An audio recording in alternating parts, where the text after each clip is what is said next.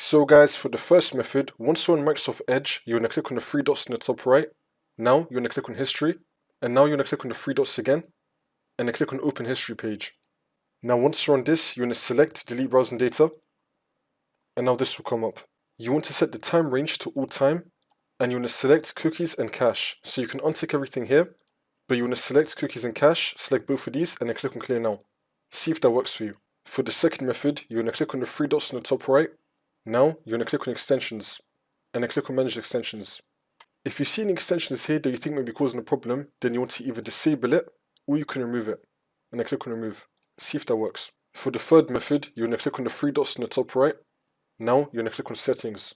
Now once you're on this, you're going to search for Acceleration. And now you're going to click on System, and you should now be seeing Use Graphics Acceleration when available. You're going to turn this off, and then click on Restart.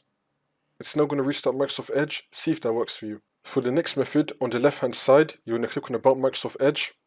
It's now going to start checking for updates. Make sure that your Microsoft Edge is fully up to date.